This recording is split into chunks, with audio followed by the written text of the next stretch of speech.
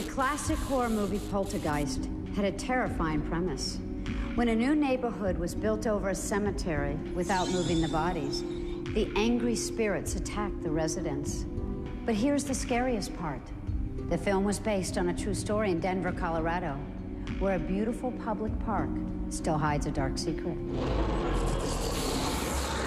It got really, really cold, and then it just... It's probably one of the most haunted areas in the state. A lot of people say that when they walk through the park at night, that they can feel the presence of other people. The apparitions are obviously the most disturbing thing. You see people that look dead, that are dead. Probably won't come here at night, or won't come anywhere near this place anymore at night. Denver's Cheesman Park wasn't always a place for children to play.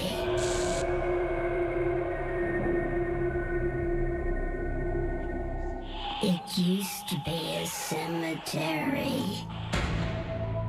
Cheesman Park's association to Poltergeist, the movie, is clear in the sense that it's one of the best-known cases where a cemetery's dead were violated, their sanctity was violated.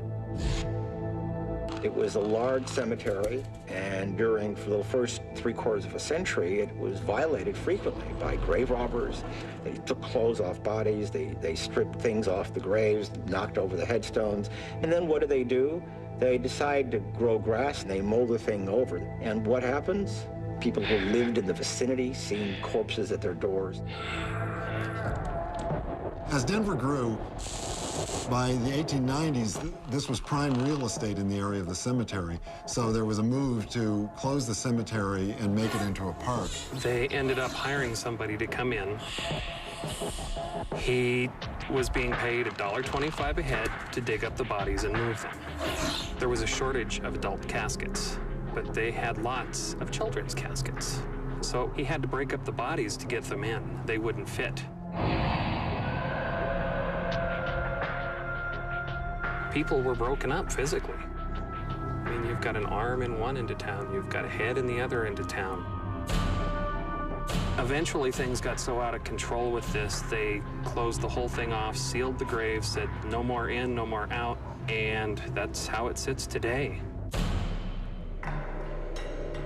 Approximately 5,000 bodies were left in Cheesman Park, and we think that there's a lot of activity in that particular area because so many of the bodies were disturbed.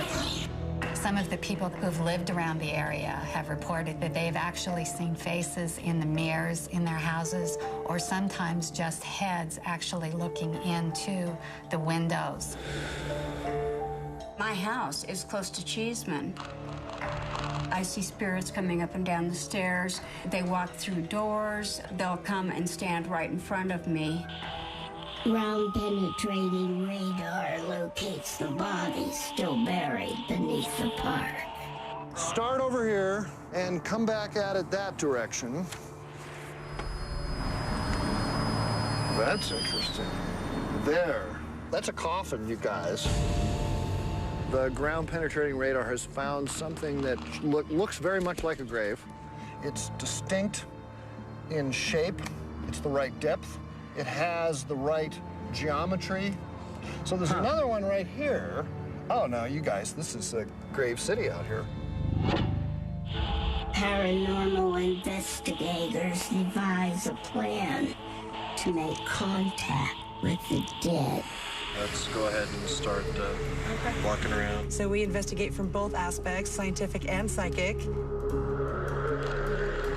If there's an urban legend out there, we'll be there on it. I'm not picking up any anomalous readings. Also, during this time that I'm recording the electromagnetic, wait a second. Okay. There was just a real quick spike over in this area. I'm with him on it. I'm getting coldness on my back, like something is behind me, following me. And if I take my camera off, which I would think would be keeping me warmer in the front, no matter how I turn, I am still feeling the coldness behind me. 2 untrained volunteers will act as bait to attract the spirits. We've actually enlisted the help of a couple of local ladies that are going to help us do a couple of experiments here in the park. There's random weird things that happen that you can't really explain that make you nervous and curious. I've had weird things happen before, and just the thought that we're in a place where there's dead bodies in the middle of the night. The urban legend is put to the test.